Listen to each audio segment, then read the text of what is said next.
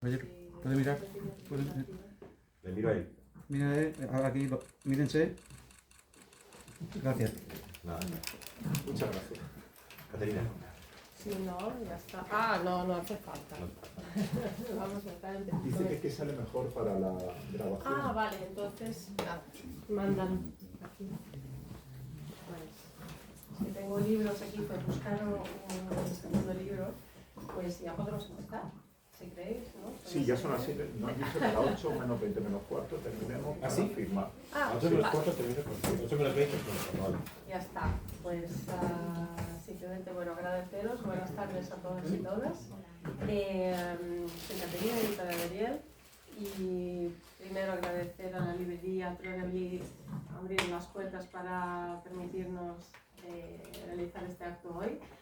Y evidentemente estoy muy contenta, a nombre personal y también de la editorial Ariel, de estar aquí en la presentación de Los Colmillos del Cielo.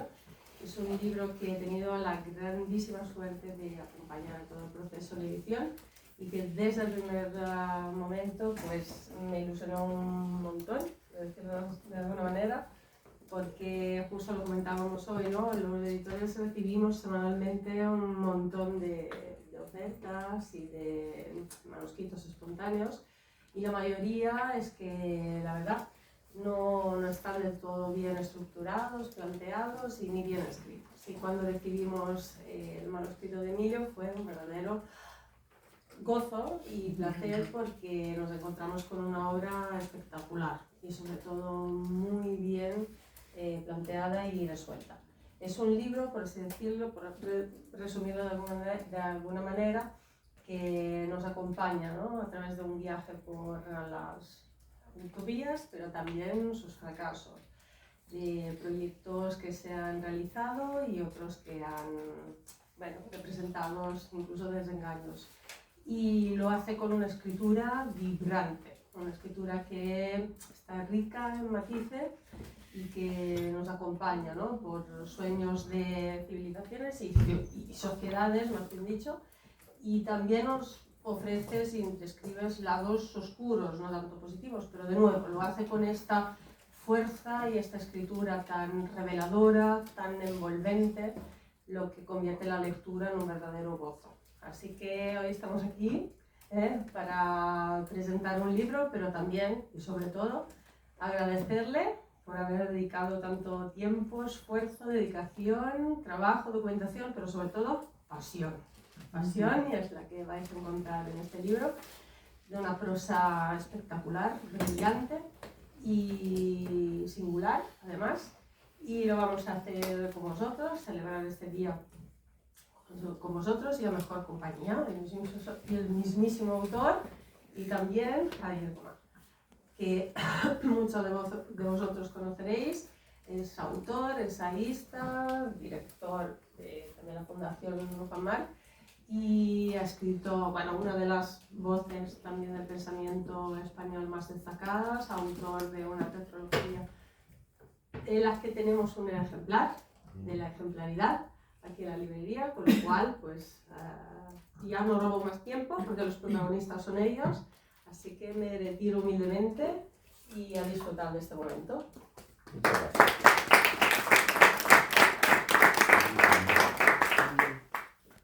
Ay, el libro. Nos quedamos con el vídeo. Lo lío. Paso la palabra. Muy buenas tardes.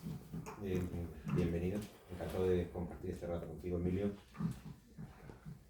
Una presentación de un libro es un acto público y está pendiente por escribir algún día una teoría general del acto público, distinguiendo entre géneros como es dar una conferencia, o estar en una charla, o dar un discurso, o una homilía, o un sermón.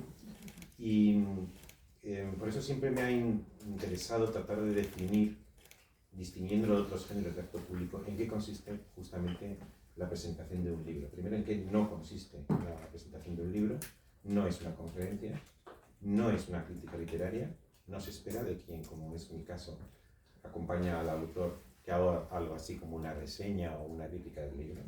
No es tampoco un examen de oposiciones como los que tuvo que superar Emilio para obtener su puesto. Tampoco es simplemente una charla de café, y tiene una naturaleza singular que suelo definir con estas características. En primer lugar, una presentación del libro es un acto de celebración, lo ha dicho también Caterina. Celebramos.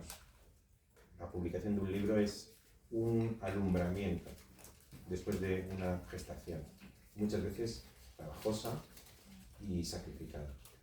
Celebramos que ha habido un alumbramiento y en este caso lo anticipo, un feliz alumbramiento. En segundo lugar, el objetivo que debe tener quien ocupa la posición que tengo hoy es la de demostrar que me he tomado en serio el encargo que Emilio y la editorial me han hecho. Me he leído el libro y he tomado notas y he extraído de mi lectura algunos comentarios que se formularán en forma de preguntas que le haré a Emilio. El tercer objetivo del género presentación del libro es invitar a los asistentes a la lectura del libro. No es una reseña, no es un discurso, no es una conferencia, es una celebración y es una invitación. Cosa que además hago con sincero corazón. Creo que los asistentes haría bien si leyeran este libro y pasarían un buen rato.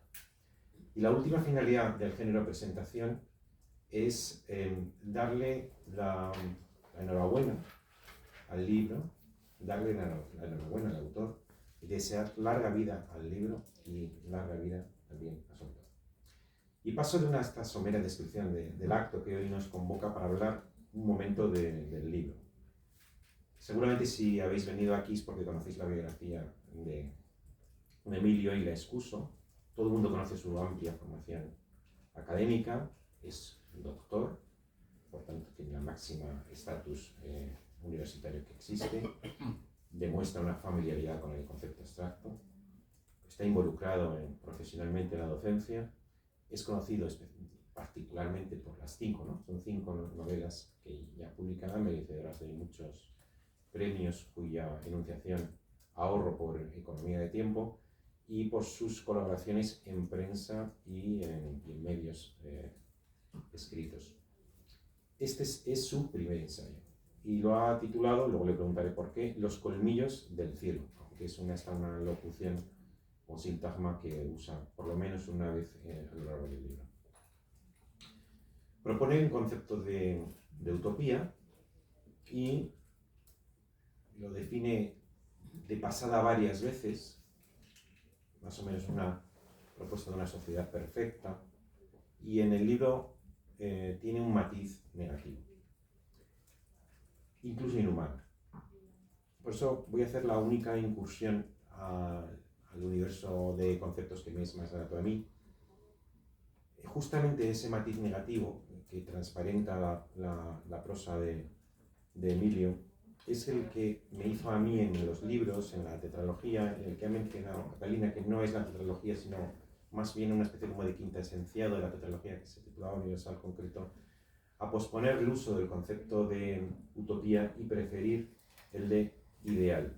Y voy a mencionar unas características del ideal que creo que se pueden predicar igualmente de la utopía. A mi juicio, un ideal es una propuesta de perfección. Primera característica. Se propone una perfección. Además, es una perfección no neutra, sino que prescribe el contenido. Te dice cómo tienes que actuar. Ese contenido suele iluminar la experiencia individual de la gente, dota a la experiencia de sentido. Y la cuarta característica que se deduce de las 3 anteriores es que cuando te proponen un ideal que es prescriptivo y que además ilumina tu experiencia individual, genera una enorme capacidad de entusiasmo. Y por eso el ideal, también se puede decir la utopía, puede llegar a tener 2 grandes funciones en la cultura. La primera función es que sirve como fuente de la sana crítica. Todos sabemos que la crítica sin ideal es propio de criticones. Y hoy, yo por ejemplo, soy muy contrario a eso que se repite tanto, tenemos que desarrollar una sociedad crítica o una personalidad crítica. Yo siempre me separo de esa locución. Lo crítico está bien, pero sin ideal te convierte en criticón. Lo verdaderamente interesante, por ejemplo, de la ciudadanía o de la filosofía, no es ser un ciudadano crítico, sino ser un ciudadano gozoso. Pero el ideal, en cambio, sí que puede ser fuente de una sana crítica. La crítica consiste en la comparación entre la realidad que tú observas y el ideal que tienes en la mente. Y si hay una diferencia entre una cosa y otra, se genera una crítica. Por tanto, el ideal sí que puede ser fuente de una buena crítica. Y en segundo lugar, el ideal como fuente de entusiasmo tiene la potencia de remover aquellos obstáculos que impiden el progreso moral de los pueblos. Entonces, un ideal o una utopía bien planteada podría llegar a tener esa doble función, la de ser objeto de la sana crítica y ser una palanca para el progreso de los pueblos. Frente a ello, hay dos posibilidades negativas. Todas ellas subyacen en el libro, como enseguida veréis. La primera disposición o actitud negativa respecto al ideal o la utopía es que, como la utopía es una perfección, solo admites la perfección y no admites nada por debajo de la perfección en la sociedad, en la vida o en ti mismo. Con esa perfección en mente te asomas a la realidad, ves que la realidad es esencialmente imperfecta y, con frecuencia, lo que haces es guillotinar a la realidad porque se ha portado mal, no está a la altura de tu perfección. Esto sería lo que en una ocasión, por lo menos, Emilio llama las disutopías. Es la no aceptación de que el ideal o la utopía tiene esas funciones que he descrito, pero esencialmente el ideal no existe. No te vas a meter con el ideal. Es como el horizonte del camino que se aleja a medida que uno avanza por el camino. Pero el horizonte nunca lo posees como si fuera algo que se pueda adquirir. Esa es la primera equivocación, la de pensar que la realidad se confunde con la idealidad. No, una cosa es la idealidad, que es una propuesta de perfección, y la realidad, en cambio, por esencia, es aquello que no, en la que la perfección no existe, el ideal tampoco. Pero otra equivocación es prescindir por completo de la utopía o el ideal. Porque entonces te convierte en una persona esencialmente resignada, que se conforma con la imperfección del mundo y no trata de reformarlo ni de mejorarlo en esa función que antes os decía del ideal o de la utopía como motor de la revolución, del progreso. Por eso en el libro que ha contado Catalina, yo en un párrafo, en la parte que se llama pragmática, me declaro realista con ideal. Realista con ideal, para permitir que esté familiarizado, conforme con el carácter imperfecto de la vida, pero al mismo tiempo permita al ideal cumplir esas dos funciones que antes he descrito. Y ayer, preparando unas notas para hoy, revolviendo documentos antiguos que tenía, me he encontrado con una cita que parece pintiparada para el libro de Emilio, que es de Alejo Carpentier, El siglo de las luces. Son dos primos, Esteban y Sofía, y Esteban, estamos situados en las puertas de la Revolución Francesa, va a París en tiempo de Robespierre, completamente inflamado de los ideales o utopías revolucionarias, y se encuentra con que los ideales ilustrados se han convertido en una máquina de matar. La utopía se convierte en disutopía, de tal manera que Esteban representaría los dos defectos. El de primero, pensar que la realidad tiene que ser perfecta, y otro, la resignación o la conformidad. Y dice Alejo Carpentier, pone estas palabras en boca de Esteban: esta vez la revolución ha fracasado. ¿Acaso la próxima sea la buena? Pero para agarrarme cuando estalle tendrán que buscarme con linternas a mediodía. Cuidémonos de las palabras hermosas, de los mundos mejores creados por palabras. Nuestra época sucumbe por un exceso de palabras. No hay más tierra prometida que la que el hombre puede encontrar en sí mismo. Y le contesta a su prima: si Esteban representaba esos dos defectos que he dicho, primero, el creer ingenuamente en la perfección de la realidad, que la realidad desmiente, y el otro, cuando ha sentido esa decepción, resignarse con la incapacidad de reformar el mundo, tiene que asumir su esencial imperfección, le contesta su prima Sofía. Yo no podría vivir sin un ideal. La dicha de los pueblos no podía alcanzarse de primer intento. Se habían cometido grandes errores, ciertamente, pero esos errores servían de útil enseñanza para el futuro. Ella comprendía que Esteban había pasado por ciertas experiencias dolorosas y mucho padecía por ello. Pero acaso fuese víctima de un idealismo exagerado. Ella admitía que los excesos de la revolución eran deplorables, pero las grandes conquistas humanas solo se lograban con dolor y sacrificio. En suma, que nada grande se hacía en la tierra sin derramamiento de sangre. El libro que hoy presentamos cuenta una historia. Es la historia bien contada de utopías, escrita con un muy buen estilo de un experto narrador y entreverado con confidencias personales, que son anécdotas que llenan de sabor el libro y lo hacen un plato muy gustoso de leer. Se podría plantear este libro como una historia de las ideas, pero no expresado tanto conceptualmente como narrativamente, una especie de razón histórica en términos ortelianos. Al fin y al cabo, hombres y mujeres somos seres narrativos. Los hombres y mujeres no tenemos esencia, tenemos historia. Si yo le pregunto a Emilio quién es, o quién es su mujer, o a su mujer quién es Emilio, no me cuentan un concepto, sino me cuentan una historia, dónde nació, quién eran sus padres, dónde se educó, dónde se formó, cuáles fueron sus experiencias trascendentales. Esto es lo que el libro recoge. El carácter temporal de lo humano, con una manera narrativa que es muy seductora y muy embelesa, leyendo por el buen estilo y por el tema escogido. Se trata de una historia, digo, de las ideas occidentales, en este caso articulada sobre el concepto de utopía, porque encontramos una utopía griega, no encontramos, por razones que explican, una utopía romana. Piensa que el romano es pragmático y por tanto inmune a los excesos del idealismo. No encontramos otra en la Edad Media, el Renacimiento, Ilustración, siglo XIX y siglo XX.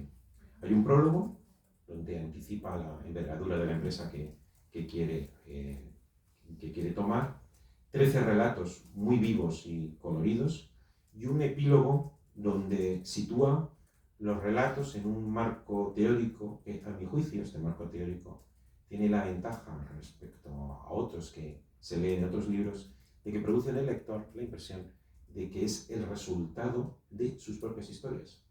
No es un marco teórico con el que venía a contar las historias, sino que cuenta las historias en alguna ocasión, ahora lo veremos, incluso parece que un poquito infiel a lo que dice en el preámbulo, y el lector tiene la sensación de estar en una obra en marcha, cuyas conclusiones son decantaciones que se enuncian sobre todo en un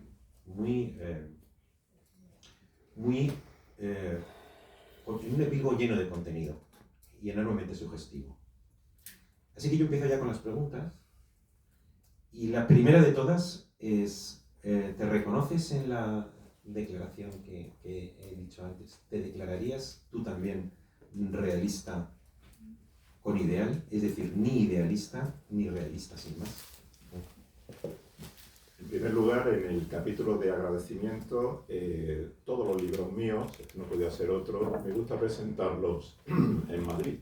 Madrid para mí sería una estación de metro, una línea de metro, todavía no está construida, la línea que termina en la estación del CIR, porque tengo la ocasión de reunirme con amigos de distintos lugares de España, de Madrid, y es aquí cuando nos vemos, con lo cual para mí es un encuentro y un reencuentro gozoso. En segundo lugar, el escribir yo, este ensayo es una evolución natural en mí, una capacidad narradora la mía, pero a la vez yo tenía mucha ganas, me lo pedía el cuerpo, como que el cuerpo querido y el cuerpo y la mente y el corazón me pedían ya a pasos, a trompicones, escribir esta historia, este ensayo muy literario. Toda mi vida, que yo recuerdo, la editorial de no ficción, de pensamiento, de alta divulgación, donde yo quería publicar es Ariel.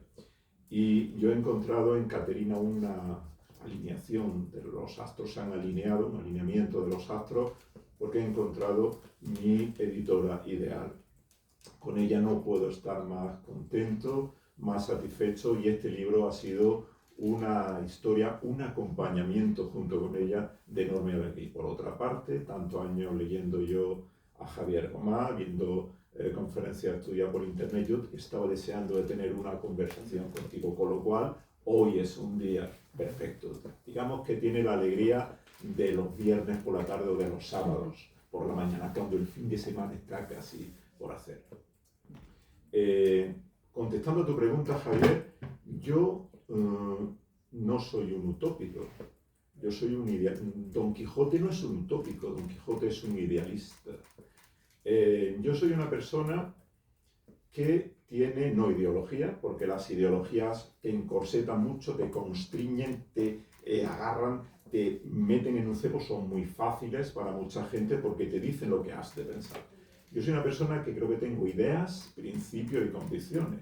Los principios y convicciones de cada cual normalmente son los mismos que tenemos, que nos acompañan a lo largo de la vida. Las ideas podemos ir variándolas o no. Un estadio superlativo de la idea es un ideal. Entonces yo soy una persona muy realista, pero con un fondo también muy fuerte de idealismo que intento compaginar. En esto yo creo que los americanos o los británicos o los españoles a lo largo del siglo XVI, XVII y hasta XVIII dieron buenas pruebas de ello. Yo me identifico de esa manera y me siento muy a gusto. Bueno, decías que tu cuerpo te pedía un ensayo. Sí. ¿Qué te aporta la familiaridad con lo histórico? Bueno, tú eres un experto en historia o conocedor de la historia, pero también tus novelas contadas historias, y a veces están situadas en la historia. Entonces, ¿qué te pide el cuerpo para saltar al ensayo que no te diera el contar historias a través de la ficción? Gabriel García Márquez decía que le escribía para que lo quisieran, una butaz, pero muy bonita. Yo escribo porque creo que tengo un mundo interior y me gusta exteriorizarlo. Entonces, las novelas pues, me permitían, sobre todo las novelas históricas, contar una historia ambientada en el pasado, relatando mi mundo. Para mí, una buena novela histórica habla del presente a través del pasado, mientras que las malas novelas históricas hablan del pasado a través del presente. Pero yo tenía ya una serie larga de artículos en Zenda donde yo escribía eran como pequeños ensayos sobre muchas cosas de la vida. Yo soy tan lector de clásicos como de novedades. Yo no soy ni vegano ni vegetariano, yo soy omnívoro, comiendo la gastronomía, y soy un omnívoro literario. Yo leo de todo, ¿verdad? O prácticamente de todo. Y el ensayo yo leo más no ficción que ficción. Entonces, pues, yo llevaba ya mucho tiempo leyendo a una serie de ensayistas, sobre todo del mundo anglosajón, norteamericanos, ingleses, que a mí me interesaban muchísimo, y yo tenía una granja en África, al pie de las colinas de Namur. Yo tenía este libro en la cabeza desde hace un poco más de 30 años, desde la carrera. Pero a mí me faltaban muchas lecturas, muchas reflexiones, muchas conversaciones con amigos, muchos viajes, mucha maduración personal. Llega un momento en la vida en el cual crees que tienes unas ideas propias, que tienes una idea sobre el mundo que te ha tocado vivir, sobre el mundo que nos ha precedido, y has encontrado ya la voz narrativa, ya tienes el músculo literario hecho, te encuentras muy a gusto relatando historias. Y yo me di cuenta que esta historia de las utopías, es decir, sociedades perfectas que se han intentado construir a lo largo de la historia, mundos idílicos, pues yo quería historiarla. Y para ello yo necesitaba hacerlo desde el campo de las humanidades, sobre todo con una voz narrativa, creo que tenía que aportar potencia en el sentido de ser la narrativa, muchas veces novelística, que te aporta mucha vitalidad, que te mantiene en tensión al lector.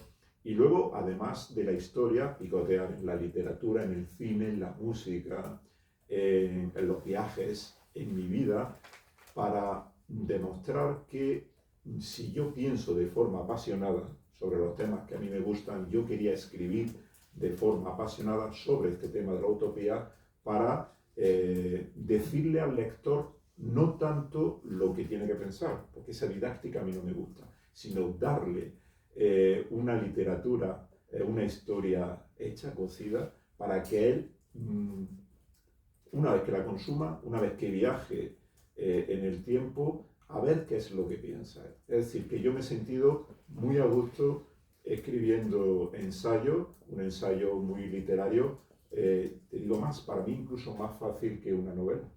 Yo disfrutaba una enormidad. Creo que mi mujer en algún momento me lo decía cuando yo estaba sumido en este ensayo, porque era un absoluto estado de trance, de felicidad, y yo creo que iba yo por la casa, por la calle seguro, pero con yo sonriendo, porque obviamente yo me estaba contando a mí mismo la historia que yo quería explicar, y cuando uno a eso le sucede, pues se da cuenta que escribe en un estado de gracia, y en este caso aunar, digamos, los razonamientos, la abstracción, con la literatura más emocional, yo encontré ese anclaje y me sentí muy cómodo. Nos has contado que desde hacía 30 años acariciabas la idea de escribir este libro sobre la utopía, pero ¿por qué?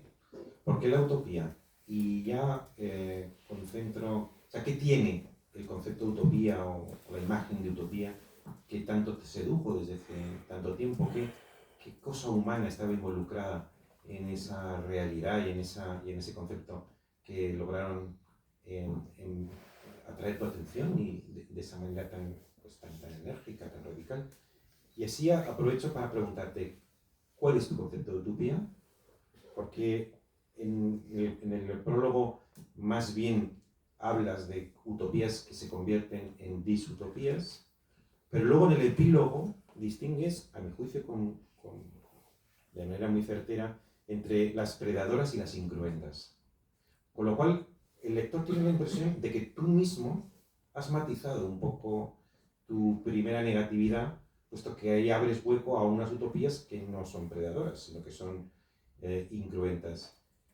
¿Y por qué le has puesto este título? Todas estas preguntas te hago. ¿Por qué este tema? ¿Cómo defines la utopía? ¿Y por qué este título? Fray Ruiz de León, cuando vuelve del castigo de la Inquisición, tantos años después, decíamos ayer, pues Dios mío, más de 30 años atrás, yo tuve un profesor en mi carrera de humanidades, de historia del pensamiento, filosófico y científico, que me descubre la figura de Tomás Moro. Y ahí, para mí es una epifanía.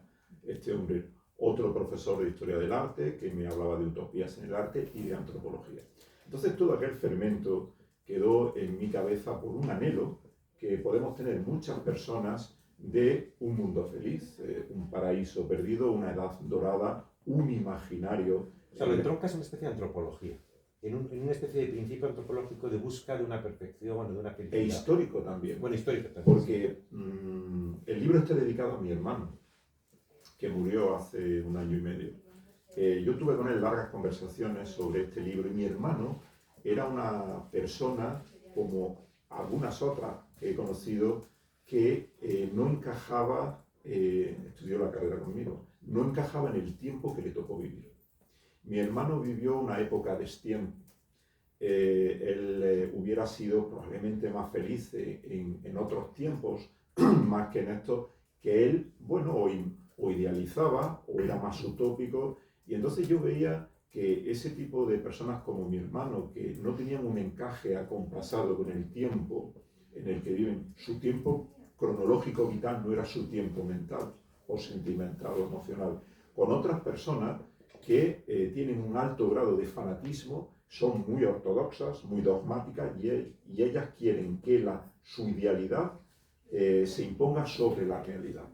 Y luego yo, con digamos, una forma de ser o un carácter o una forma de pensar más realista, pero bien combinado como James Bond, dice. Martini es agitado, pero no batido. Bueno, entonces a mí me gusta esa mezcla del realismo y el idealismo para buscar el progreso. Pero me interesaba mucho todo este concepto.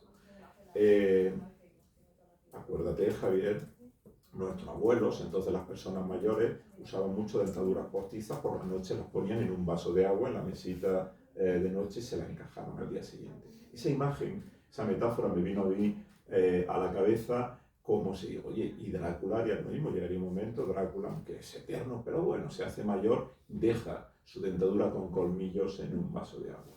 Parece una cosa inocua, inerte, pero cuando se lo pone el vampiro, ¿verdad? Pues lo que es Rumanía se convierte obviamente toda en Transilvania. Entonces yo quería viajar a esta Transilvania, en ese sentido, porque para mí las utopías son el intento de construcción o la construcción de mundos perfectos, sociedades idílicas. Construir un cielo en la tierra que la mayoría de las veces, no todas, ha devenido en un infierno. Ese paraíso, esa utopía es una distopía, es al final un Blade Runner lleno de replicantes.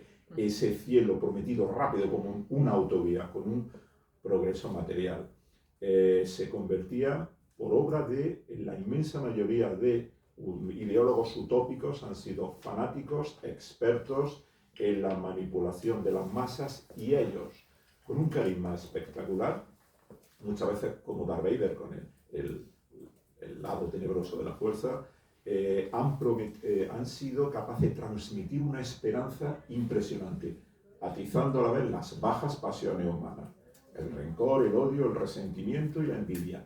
Este cóctel, Stalin, Hitler, Mussolini, Savonarola, Robespierre, todos estos grandes utópicos ideales construyeron una utopía que fueron como las películas de Tarantino, que a mí me encantan, son muchas veces una efusión de hemoglobina. Ha habido utopías incruentas y luego utopías de la hemoglobina. Todo esto, no sé si me he expresado en el sentido de explicar el arranque intelectual y emocional de este libro, de dónde me viene la imagen, la metáfora para el título, y efectivamente el Quijote es un viaje geográfico por La Mancha, por Castilla y hasta Barcelona, que emprende Don Quijote. Cuando termina el libro, cuando muere Don Quijote abandona ese idealismo que tenía. Don Quijote se ha Sancho Panzado, y Sancho Panza se ha hecho más quijotesco. Han evolucionado los dos, porque además de un viaje en la geografía y en el tiempo, ha sido un viaje interior. Lo mismo me pasó a mí. Yo partí en este viaje intelectual, emocional y literario con unas premisas, muchas se han mantenido, pero luego otras he visto que, oye, podía cambiar, y ha habido algunos aspectos utópicos, una sobre todo. Si pensamos en la misión, en la banda sonora, en el tema principal, el tema de Gabriel, pues yo diría que una música de oboe se me ha metido en el corazón. Para mí la gran utopía cumplida en la historia ha sido las misiones jesuíticas, las reducciones jesuíticas del Paraguay durante más de 150 años, en un gran lugar de la América Española, en el Imperio Español. Los jesuitas crearon una utopía para mí magnífica, perfecta, que funcionó hasta que Carlos III, uno paradójicamente de los mejores reyes de nuestra historia, decreta la expulsión y la prohibición de la Compañía de Jesús. Pero al escucharte, de pronto, es como si el libro adquiriera un pathos o una emoción muy grande, porque me lo he empezado a representar como una conversación que tenías tú con tu hermano. Sí. En el fondo, me has transmitido la sensación de que tu hermano era una persona que experimentaba una profunda inadaptación. Y este libro es una explicación a tu hermano de por qué determinadas idealizaciones llevan a una inadaptación y hay que corregir. Entonces, se trataba de pronto de una vivencia muy arraigada en tu biografía, Sí. que lo estaba, el tema, desde hacía 30 años, pero que se ha tintado de una pasión especial. Sí. Después de esta conversación de, bueno, murió hace año y medio, dices, por tanto sería Sí. anterior, ¿no? En los últimos años. Decías que, en efecto, yo tenía la sensación de cuando leía el libro, ya sé que los prólogos se escriben al final, pero que hay una... Este lo escribí al principio. Pues exactamente, es lo que te quería decir. Eso es lo que te quería decir.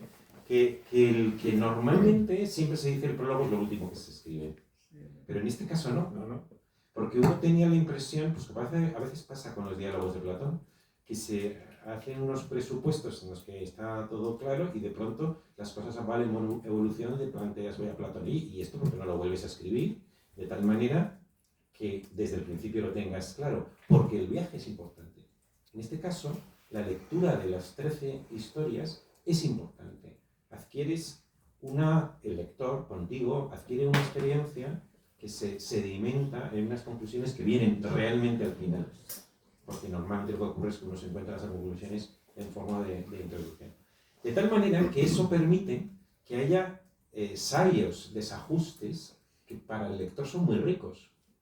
Como por ejemplo, dices, de todas las utopías que existen, yo solamente... Primero pones claramente el acento en las utopías negativas, digo en el prólogo. Sí. Y sin embargo, nos encontramos que de 13, por lo menos 4 no son claramente negativas. Una es claramente positiva, como son las misiones.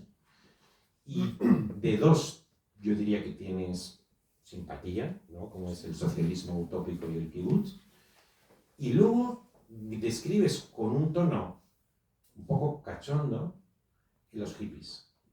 Que nadie que lea ese capítulo uno piensa que estás en contra de los hippies o que los desprecias. No, sino más bien comprendes que es un tiempo pasado, pero transmites alegría y como cierta fiesta en esos años que describes. Y luego hay otro, ya se ha explicado por qué lo has metido, pero hay otro que no cumple el principio que tú mismo te habías impuesto, y es que todas las utopías se hubieran realizado históricamente.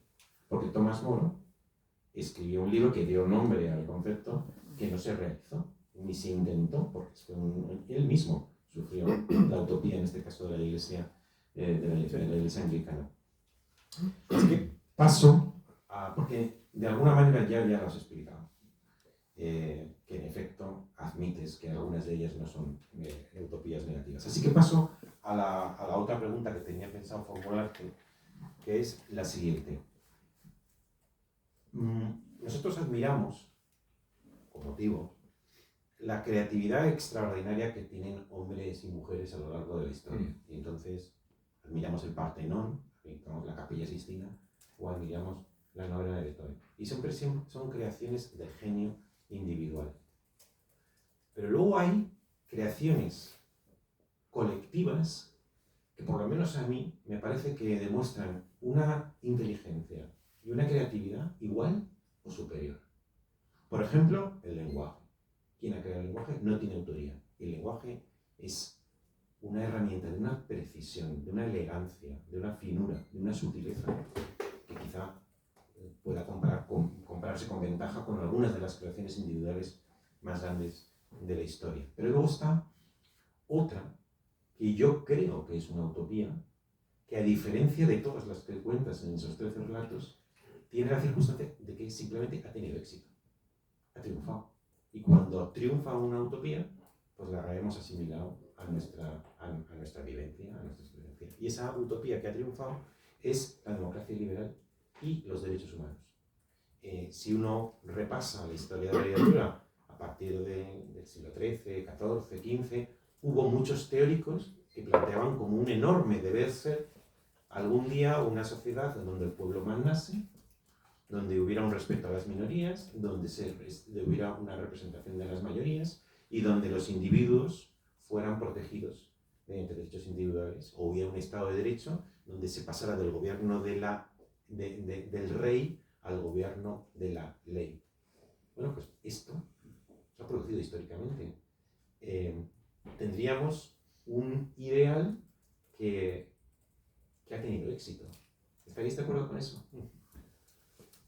Pues yo sí, y además, curiosamente, la base de este ideal es de Nueva España. En el siglo XVI, las leyes de India, las leyes de Burgos con Fernando el Católico y luego sobre todo las leyes nuevas de Carlos V, donde se piensan los juristas y los teólogos españoles qué hacer con los indios, deciden que son personas, no pueden ser esclavizados, sobre todo de la corona española, que mantienen su propiedad privada, que hay que integrarlos en la corona hispánica, que hay que ayudarlos a progresar sin erradicar su cultura. Esto lo hacen muy bien los jesuitas, porque a fin de cuentas estos juristas españoles del siglo XVI son los padres del derecho de gente, como se llamaba entonces, el derecho internacional y los derechos humanos. Es decir, que es la confrontación con un nuevo mundo que descubre España, donde ante esa realidad se pone en marcha una idealidad, son unos ideales, pero no utópicos en ese sentido, sino una nueva realidad, y entonces la manera de plasmar una idea, unos principios y unos valores. Y efectivamente luego, como muy bien dice, con la revolución a raíz y después de la guerra napoleónica, del liberalismo, el liberalismo económico ya estaba funcionando más o menos, estaba alargado, pero ahí ya fusiona con el liberalismo político y efectivamente es la base de todo el enorme progreso del siglo XIX que acaba extendiendo la democracia por todo Occidente. Y efectivamente cuando damos por asumida ya una idea, en su principio precisamente el liberalismo es revolucionario porque lo que hace es volver el mundo conocido como un calcetín.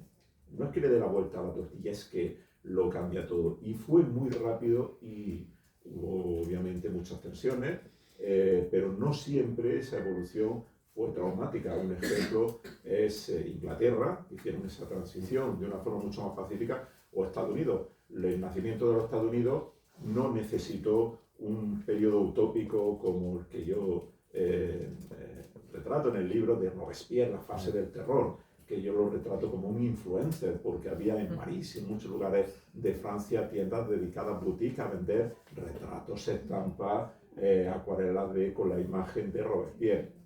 Él es un abogado con un carisma espectacular, era un tipo muy inteligente, con un anhelo democrático grande, con una idea muy buena democrática, se le va la pinza, él muere de éxito y llega un momento en el cual instaura un clima de terror, el padre del totalitarismo moderno, con los comités de salud pública persiguiendo, encarcelando, matando, guillotinando, el primer genocidio contemporáneo es en la Vendée, en Francia, cuando matan a 200.000 franceses porque querían seguir conservando el catolicismo. Ni las campanas de la iglesia en Francia podían dar la hora, se callaron los bronces, eliminó la religión católica, creó una nueva religión, a la diosa razón, cambió el calendario y los meses se llamaban de otra manera. Él quería fundar un mundo nuevo, una república de hombres virtuosos que, en un clima de terror, que trayera una paz duradera. Eso es una cosa terrorífica, como Sauron en El Señor de los Anillos, ¿no? Y los americanos, sin embargo, ellos se independizan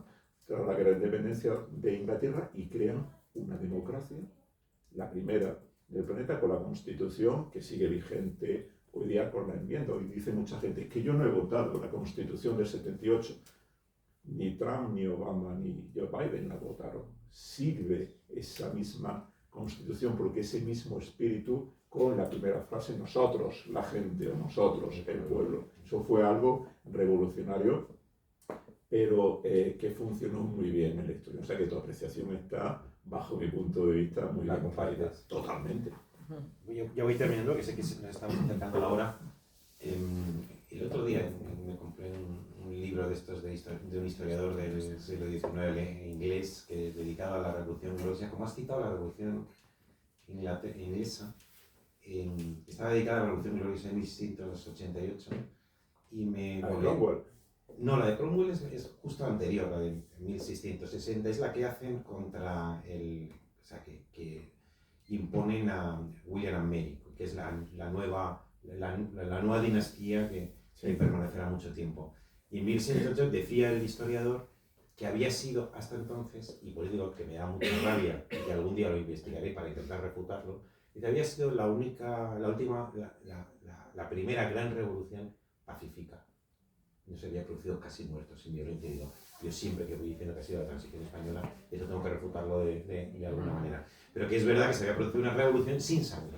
O sea, se cambió por completo la monarquía absolutista que entonces regía, una vez muerto Cromwell en 1660, pero y se produjo una nueva dinastía y además de manera pacífica. En el epílogo y yo ya estoy terminando, es la última pregunta que te voy a hacer. En el epílogo, uno tiene la sensación de que después de ir sembrando en 13 historias, cosechas unas cuantas conclusiones. Y una de ellas es que las revoluciones, no hay mujeres utópicas, son hombres. Y el otro comentario que haces, que también a mí me iluminó, es que las utopías son fundamentalmente occidentales. Y eso tú mismo lo has aprendido leyendo y estudiando sobre las utopías. Cuéntanos un poco eso. No ha habido mujeres utópicas porque yo creo que la mujer tiene un sentido de la realidad de la existencia mayor que el del hombre. Los grandes fanáticos ideólogos han sido hombres que idealizan la vida, montan unos mundos absolutamente perfectos, hacen muchos experimentos sociales, las mujeres los han acompañado, pero nunca ellas como intelectuales. Y luego, sencillamente, lo de Asia me di cuenta, digo, a ver, todas las utopías han sido en Occidente. Los romanos, 1000 años de Roma, la República y el Imperio. Los romanos eran un pueblo agrícola y ganadero. Ellos son los que inventan el derecho, el llegar a acuerdos, pactar, la transmisión de la cultura. Ellos asimilaban los dioses de los países que iban conquistando. A ellos no se le ocurría una utopía, ¿no?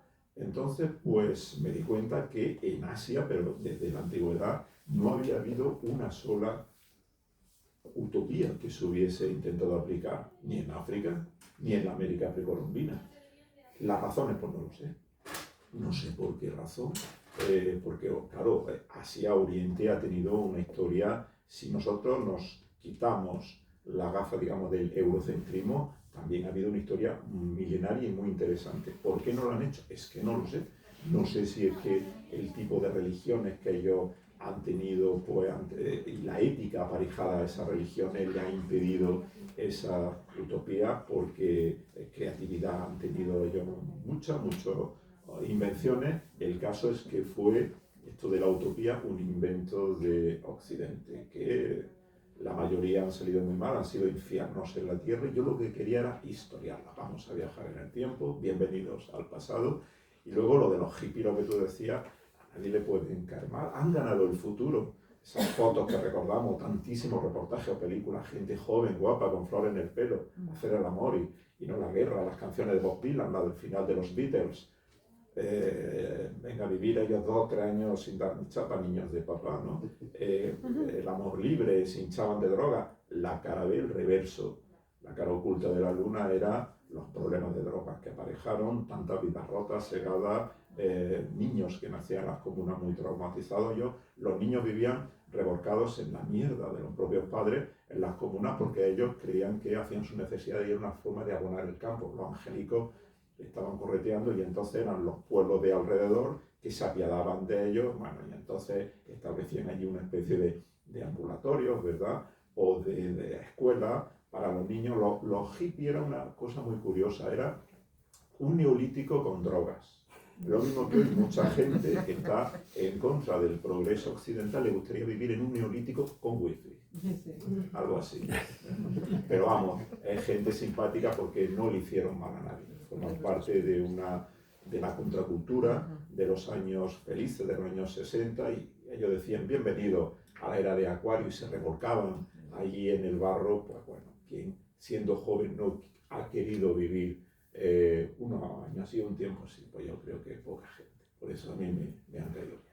Bueno, pues os contaba al principio que uno de los objetivos era el invitar a la lectura, y el objetivo de esta conversación era demostrar con las palabras de Emilio que el libro merece la pena ser leído. Yo invito calurosamente a su lectura y termino mi intervención dándole la enhorabuena a Emilio y deseándole larga vida a él y a su libro.